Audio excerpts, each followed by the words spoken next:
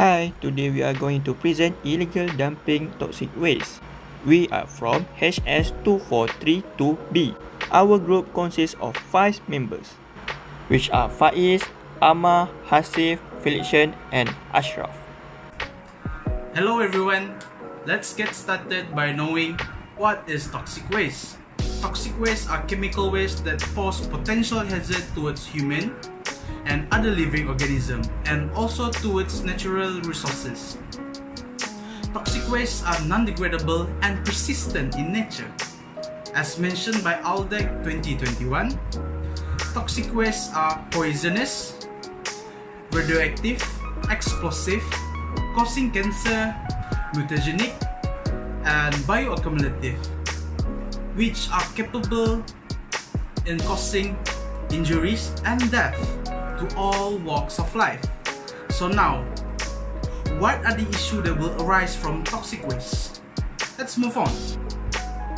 So we have highlighted one main issue focusing on pollution and toxic waste caused by the illegal dumping of toxic waste in Kim River in the year 2019.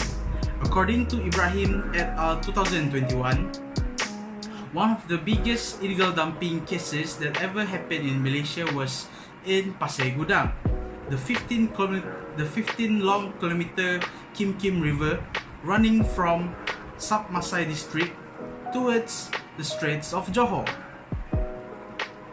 A high concentration of PAH were found on the surface of the water. Putting that aside, let's look at the sources that contributes towards toxic waste pollution. First off, industrial sites.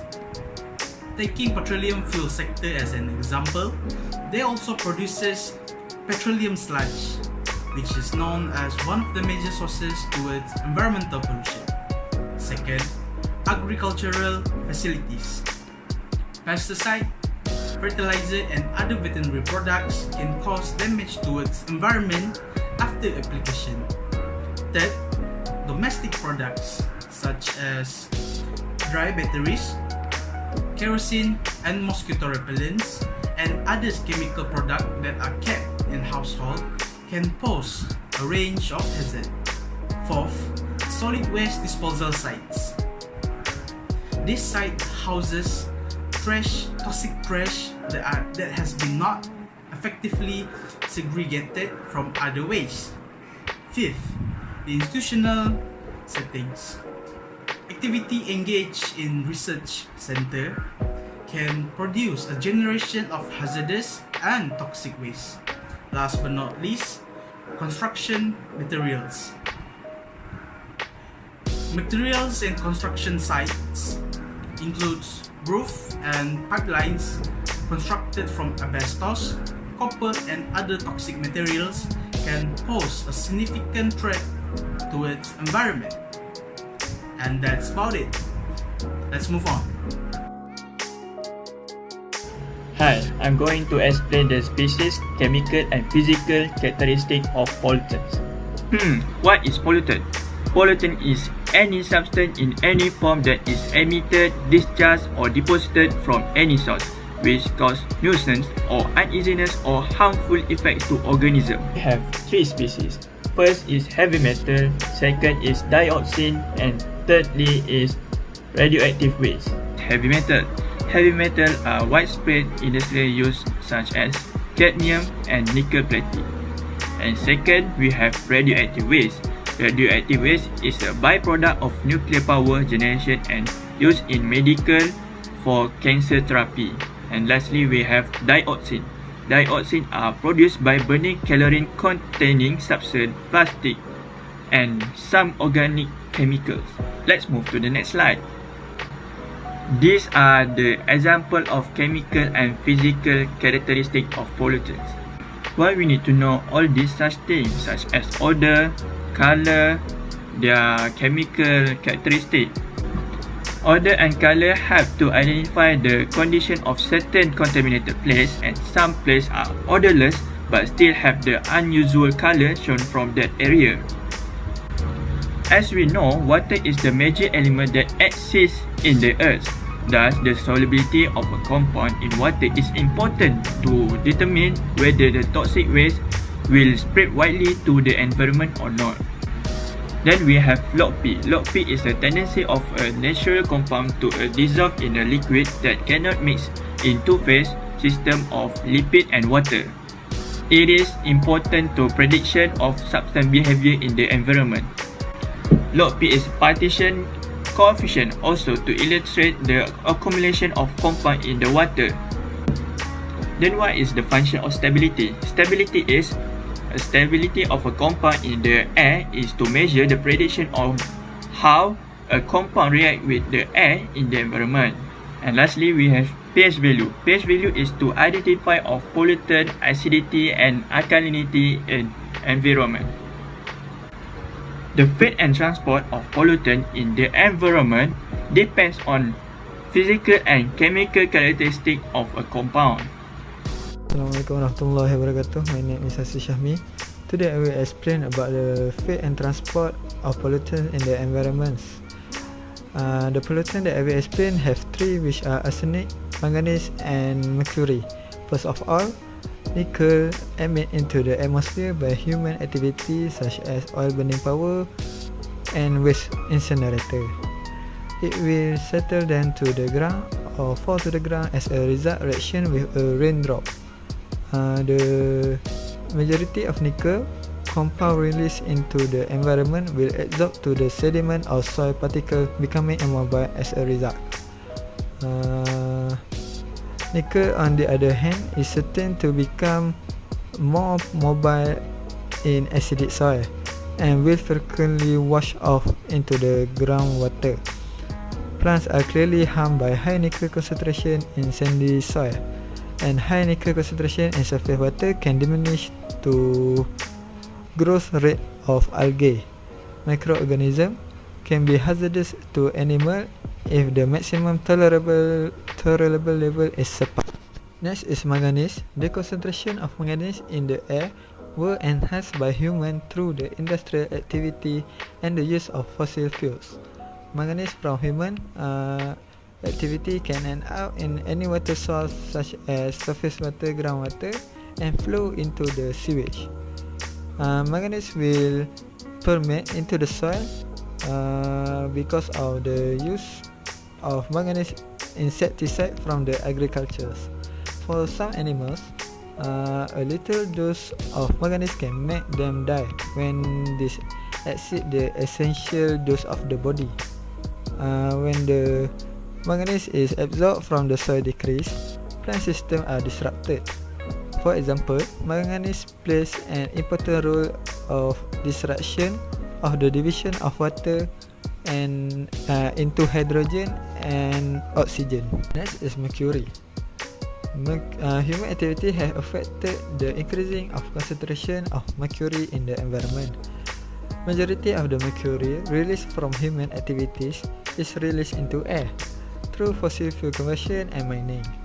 Other than that, the implementation of farming fertilizer and the disposal of industrial waste directly release mercury into the soil or water. The big amount of mercury can be found in acidic surface water. When the pH values are below than 7, which is acidic condition, the mercury concentration in the water will increase due to mobilization of mercury in the ground.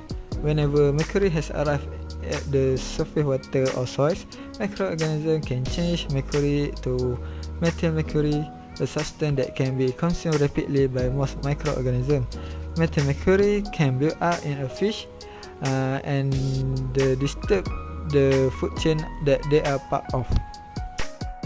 The next session is the effect of illegal activities on human health, ecosystem, and global environment.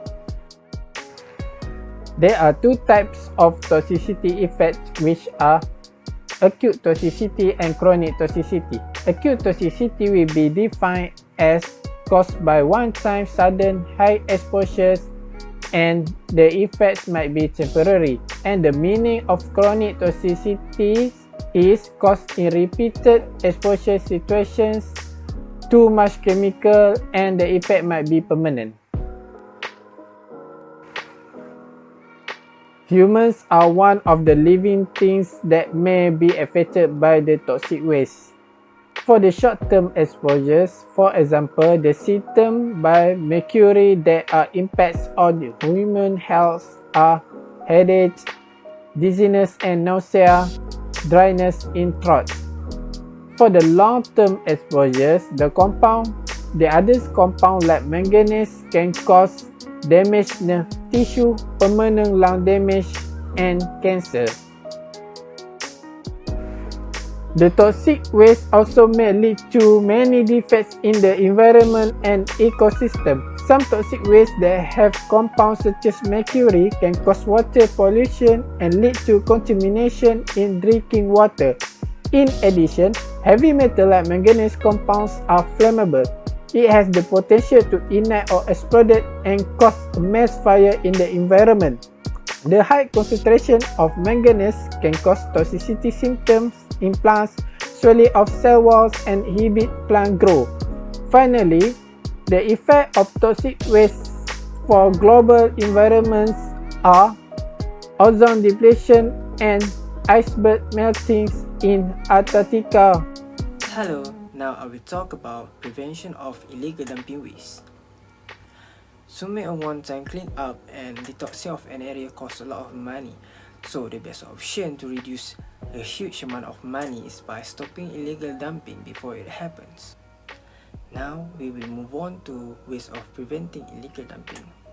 Number 1, cooperation and collective responsibility to report illegal dumping. The communities that are spotted in any illegal dumping activities in their area should make a report to environmental regulatory authorities, as there are places that they hardly to patrol. Number 2, law enforcement. Hire a special police task force to monitor places that are meant to be illegal dumping area. Volunteers and people that are reported on illegal dumping should be taken serious equally. Cities and districts must implement stronger illegal dumping legislation. Number 3, education, awareness creation, and publicizing success. Education and sensitization in the communities affected can make a substantial contribution to alleviating the problem of illegal dumping. Educating must highlight the effects of illegal dumping and can increase the number of volunteers that can monitor and report any instances of illegal dumping. Number 4, setting lower disposal fees at waste management sites and higher fines for illegal dumping. The environmental authorities must establish cheaper disposal fees with local authorities. The regulatory organizations concerned must impose higher fines to prevent illegal dumping from occurring. Number 5, embracing the practice of reducing, recycling, reusing, the 3 R's by minimizing the disposal large quantities of common waste. Promoting recycling measures such as setting up different designated places in order to free collection of unwanted and outdated equipment, furniture, and other homes recycling products. Reuse practice should also be promoted to prevent illegal dumping of apparatus, white goods, and furniture, such as giving or selling used things that are still in good shape. And number 6, better control mechanisms and modern technology. Sufficiently managing waste disposal, surveillance occurrence are vital to alleviating the problem of illegal dumping. Technology's advances can also be utilized in methods for garbage disposal. That's all from us. Thank you.